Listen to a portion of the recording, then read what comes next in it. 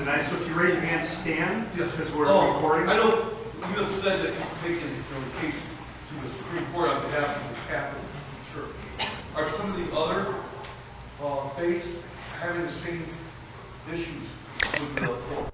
Yeah, absolutely. It's not just Catholic churches and Catholic employers and Catholic individuals. There's people of many faiths who reject gender ideology. Oh, I'm sorry. I'll repeat the question for our audio. The question is it only the Catholic Church, which is in the legal system, fighting these battles?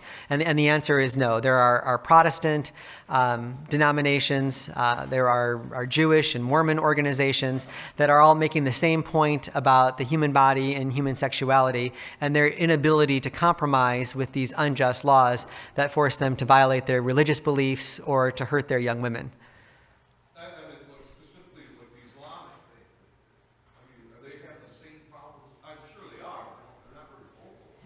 Well, it's interesting, and all I can speak about here is anecdotally. The question this time is, what about the Islamic faith? And Islam, as well as Catholicism, teaches some of these very same things about the body. It rejects gender ideology, it rejects same-sex marriage and things like that. But for whatever reason, Muslim employers, Muslim schools, Muslim employees don't tend to get sued and persecuted by the government in the same way that Christian organizations do. And I'll let you draw your own conclusions about that.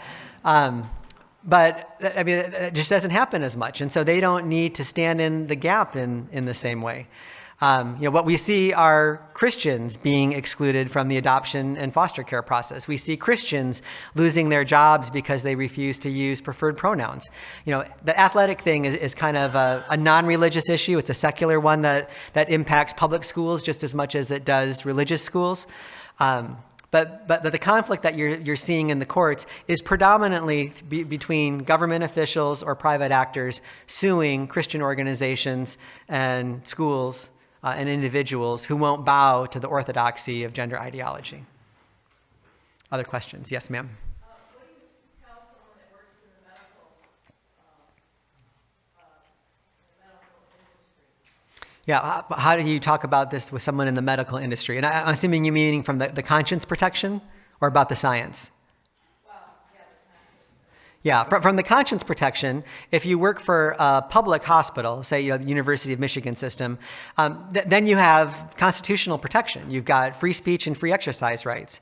And so, for example, in the Sixth Circuit Court of Appeals, that's the federal court of appeals that just ruled in the Sacred Heart case, and so they have jurisdiction over Michigan, Kentucky, Tennessee, and Ohio. I argued and won a case there a couple of years ago on behalf of a public university professor who declined to use preferred pronouns. And they said that it was a free speech violation to force him to speak in a way that he thought was a lie. So that makes it easier if you're a public employee. If you're a private employee, it's a little bit harder because you don't have constitutional protections. Private companies don't have to follow the Constitution, and we forget that sometimes. You hear people saying, well, such and such a company violated my free speech rights. Well, the First Amendment doesn't apply to them. But there are still employment protections that kick in those circumstances. So for example, under Title VII, which is the Federal Employment Discrimination Act, it protects religious people from discrimination and specifically requires employers to provide religious accommodations if it's not something that will create an undue burden on the business. And whether allowing someone to only use last names as opposed to preferred pronouns is an undue violation on the business, I think is an easy question, but it's one we're litigating right now, and I feel pretty confident that we can win that. There are other more serious concerns. What about the doctor who refuses to perform the surgery or provide the cross-sex hormones? And we actually have a tandem lawsuit with the Sacred Heart lawsuit that just got reinstated with the Sacred Heart lawsuit on behalf of a Christian medical practice right here in West Michigan, Christian Healthcare Center.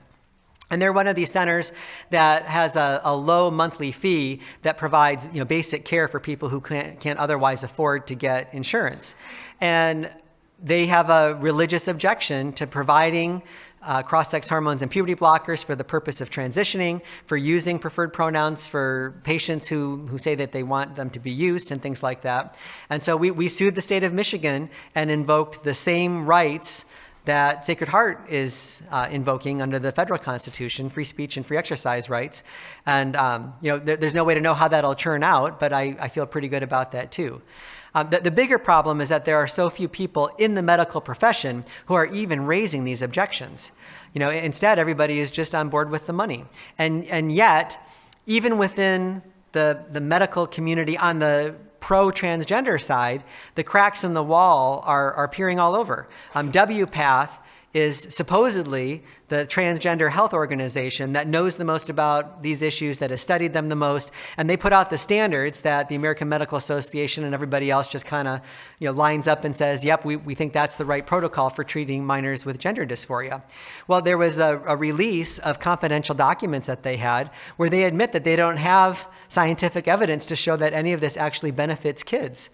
And just a show of how political this is, in their most recent standards, they originally had age limits on some of these things, that minors shouldn't be getting surgeries. And the undersecretary of the Department of Health and Human Services in the Biden administration, who is a transgender individual, personally contacted WPATH and said, we want you to remove all the age restrictions. And in these confidential documents that were recently released, there's a lot of correspondence among the WPATH membership about what to do with this. And they were saying, well, that's not evidence-based at all. That's just a political move. We can't do that.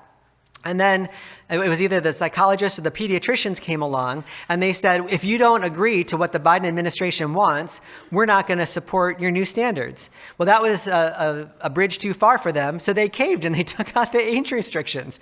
And so everybody knows that there's no science supporting the minor interventions that they want to engage in, but yet all the medical organizations have lined up behind WPATH. It's criminal. And the way to ultimately get at that problem, I think, is going to be through medical malpractice lawsuits. And the problem is that in most states, including Michigan, there's a very short fuse on those lawsuits. It's 2 years after the medical procedure or after you reach the age of majority.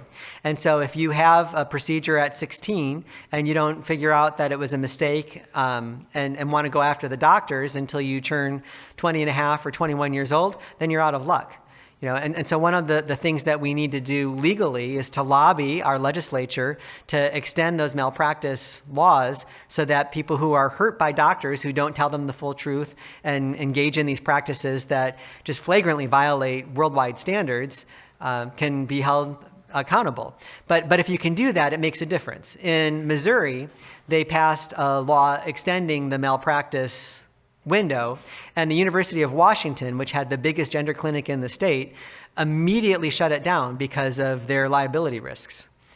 So that's what needs to happen with the medical community. Other questions? In the back there. First of all, I want to thank you for what you're doing. Oh, thank you. All right, so the question for those watching this on video, is there a historical precedent for the madness that our culture is going through right now? And I would say absolutely. Unfortunately, humankind has a remarkable capacity to invent new ways to perpetuate old sins. If you think about abortion today, well, back in the Old Testament, it was child sacrifice. And so we think about what people have done with the human body. We used to castrate young boys so that their voices wouldn't change so that they could sing better in the choir. Hopefully no one's doing that today. You had men who were castrated as slaves during some of the empires because they ministered the consecrated virgins, and you didn't want to have any possibility that the consecrated virgins would be violated by a man who was taking care of them. And if we eliminated their male sexual organs, the belief was that that would eliminate their sexual drive. So did it play out in the past exactly like it's happening today? Probably not. But there are plenty of instances where people have done all kinds of crazy things. We have crazy genital surgeries taking place for non-transgender reasons in some countries even today. So it's just the same problems over and over again. And we shouldn't be surprised at all about that, because it's the human condition to continually take creation into our own hands. And this is just the latest example of it. The good news is that there's still the possibility of redemption. Just like in every one of those cultures, the pendulum eventually swung the other way, and reality and truth and science can do the same today if we are all warriors on this subject. Yes, ma'am. Make our votes count, especially for Michigan. Yes. The comment there was that one of the ways that we can make a difference is through voting, and that's absolutely true. We have one prospective administration that fully embraces the transgender agenda in every aspect of it, and another that rejects nearly all of it. I wouldn't say 100% of it. But one of the candidates would continue the current administration's practices, which not only promote these transitions for young people, but promote the insurance coverage for it and punish states and doctors who won't get on board with the program. So it makes a huge difference. And we saw here in Michigan with Prop 3, just in our last election cycle, what a difference elections can make. Every pro-life law that we worked so hard to enact over the 49-year window after Roe versus Wade is now gone in Michigan. It's just been decimated, and the last bastion is a lawsuit right now to try to get taxpayer funding for abortions. The result is that under our current governor, the number of abortions in Michigan have shot up 17%. It's just absolutely horrible. And part of that is going out and voting ourselves. We know we have to do that. But another part of it is educating our family members and our friends and our coworkers and encouraging them to vote too. Because if they don't know what they're voting for, then we're going to continue to see Prop 3 play itself out in our culture wars over and over and over again. Other questions? Yes, sir. I don't want to be, you're basing all of these claims on what's enshrined in the Constitution. Well, we're going to change the Constitution. What? Yeah, so the question here is, what's the official organizational, 3 more questions, or organizational stance on changing the Constitution? And I'll speak in my personal capacity, not on behalf of ADF, although they would likely agree with me, that changing the Constitution in the way that the left wants when they can't win their political battles is a disaster. They want to pack the Supreme Court so that they can stop all these religious liberty and free speech rulings that we've been successful in getting over the last decade and a half. They want to eliminate other protections that we have. It's funny the way people even think about the notion of free speech today. At the public university level, we've corrupted the idea of what free speech is. Now it's taught that words and speech are violence. And so you say, who wants free speech? And the response is, we do, we want free speech. Well, free speech for my ideas, which are different than yours. Well, no, I don't want those. It makes you a hater. The only free speech is the speech that I want. So there's this totalitarian dictatorship mentality for members of the progressive left who want to shut down speech. And why do they do that? Because when we talk about these things, they have no response. When you ask them, why would you encourage a transgender person to embrace their dysphoria but not someone who's anorexic? They don't have a response to that. Why would you reject these best studies in the world coming out of Europe based on a medical system where you can follow all the patients? They have no answer for that. How does it make sense that someone who is biologically programmed one way could change their body to be something else? They have no answer for that. So I think amendments to the Constitution along any of those lines would be extremely dangerous. And yet it would not be surprising at all to see amendments like that introduced at the state level. It's probably only a matter of time where they've gotten the Prop 3s adopted in enough states that they move to a constitutional right in states to so-called transgender transition care medicine. That could be coming to a Michigan ballot near you. Yes, ma'am.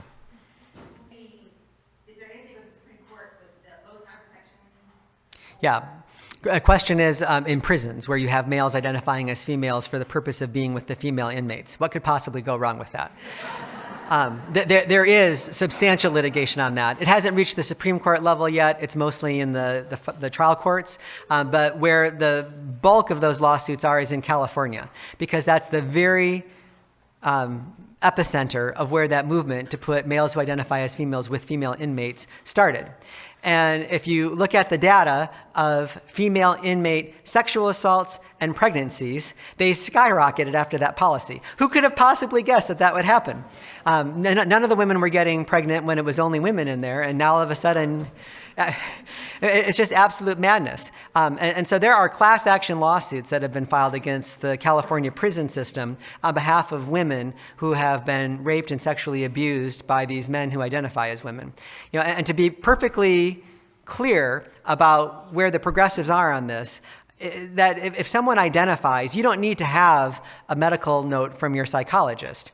All you have to do is just proclaim it, and that's usually enough. And so a man who identifies as a woman doesn't have to have had surgery, doesn't even have to dress like a woman, doesn't have to have any proof at all other than his say-so. And so that's why this becomes problematic, not only in prisons, but in school locker rooms and bathrooms and showers.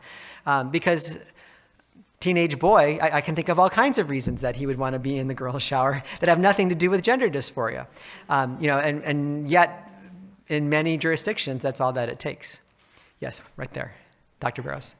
I guess I was wondering about similar, and you cannot keep out a transgender woman, I guess, and girls that may have been hurt by men that they have to compete against on sports teams. Yes. So the question is fraternities, sororities on college campuses, and then women who are hurt on sports teams. With respect to the fraternities and sororities, we haven't seen a ton of that. And I think one of the reasons is that most of the public accommodations laws, they make exceptions for clubs, like the Rotary Club and things like that. And so government officials have been slow to force sororities and fraternities to get on board with the gender ideology movement.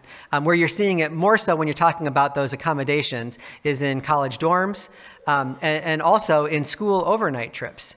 Because public schools will take a boy who identifies as a girl, put him in a girl's hotel room when they go to compete for a dance competition or a sporting competition out of town, and not tell the parents or the girl ahead of time that they're going to be rooming with a biological boy. So you're seeing a lot of school lawsuits that are stemming out of those occurrences or those policies.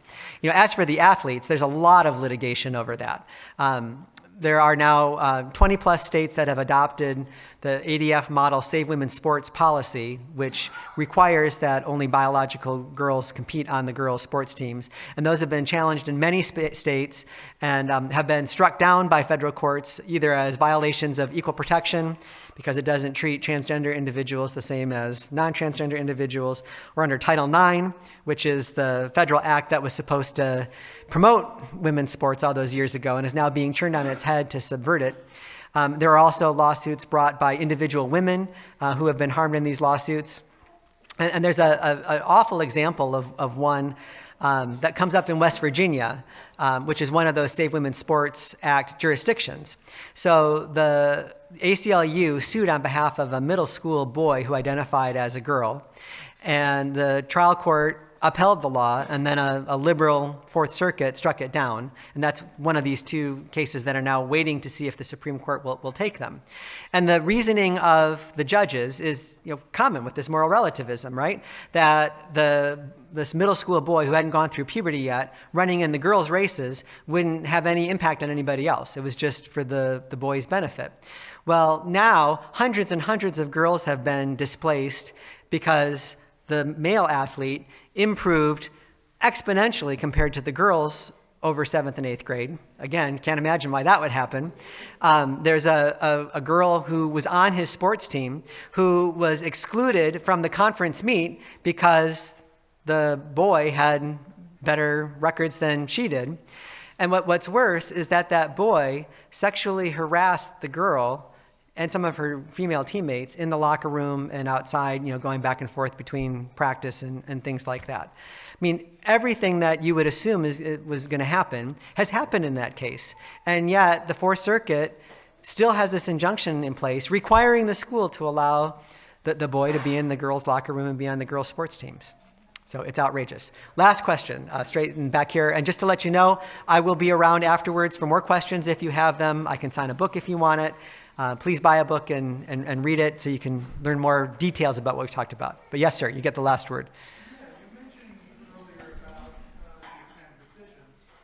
Yes. So the question is, how do we talk to our young people about these issues who are being influenced by people through social media, trying to help them with their difficult social relationships or their depression or feelings of being left out when they may be too young to fully appreciate the science that we've been talking about tonight or the theology behind the church's teaching?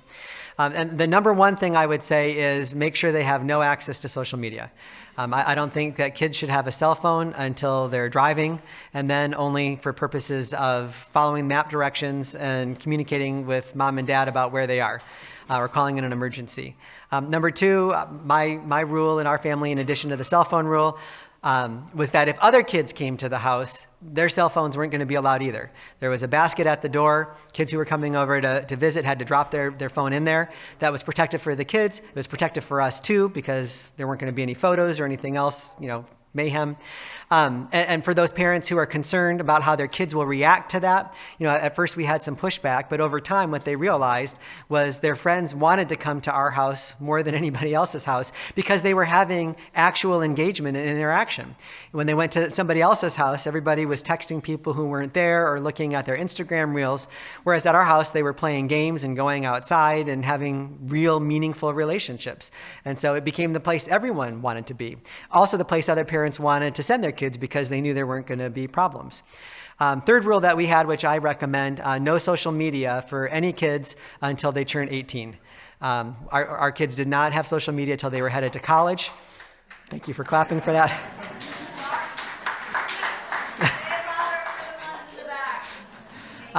There's almost nothing good that comes out of it. There are some social media apps that your kids might need for sports scheduling and things like that. If that's true, you can carefully monitor it and make sure that it's not being used for any other purposes. But there's no reason that your kids need to be using Snapchat to communicate with their friends. There's nothing but danger in that for them. So those are all some basic things, right off the bat. Of course, at home, limit screen time, have filters on your internet access so they can't get access to problematic places, and have a lot of conversations about all these things. So let's say that they're already depressed and they're looking for affirmation or something from friends at school, and you might not be able to control that. Well, first make sure they're going to a school where teachers and counselors and other students are going to be encouraging them to transition, like what happened at Rockford. Parents would be shocked to find out that actually happens in West Michigan. I mean, don't we have a pretty conservative religious community here in West Michigan? How would Rockford staff think that it was a good idea to transition a girl to a boy and hide it from her parents by changing the pronouns on all of her school documents before they went home? But that happened here. I mean, if it can happen in Rockford, it can happen anywhere. Obviously, get them into counseling if they're having depression and other mental health issues, but make sure that they have a counselor who shares your values. There are wonderful Catholic counselors in Grand Rapids. I would start with the Franciscan Life Process Center. They've got not only sisters, but non-religious counselors. And Sister Colleen Ann is really good about making sure that people on staff are on board with the church's teachings when it comes to human sexuality. And if the counselor is not, then there's going to be a departure. So if you've got a counselor who's feeding them the very information you're trying to protect them from, that's going to be a massive problem. And then the last thing, is just this accompaniment and figuring out where are the relationship problems, where are the depression, other things coming from. Maybe your child was a victim of sexual abuse and you didn't know it. You've got to have a close enough relationship with them, talking to them on a regular basis, family meal time. I mean, like all the stuff that we kind of know as parents to having strong parental-child relationships. Those are the things that we need to be doing. It's too easy to just go on autopilot and not have a close relationship with your kid. If they're not coming to you with their problems, they're going to someone else, and it might be someone that you don't trust when it comes to discussing these difficult issues. If you've got a child who's on the autism spectrum, you've got to be particularly careful about that. It shouldn't be a surprise that autism kids disproportionately identify as transgender and get sucked into these things because they're the ones who most are struggling in relating to other people. So all of these things in a mix are incredibly important, but being close to your kid is more important than anything else, and keeping the evils of the world out until they reach an age of maturity is of critical importance. So with that, thank you so much. God bless all of you, and please pray for us.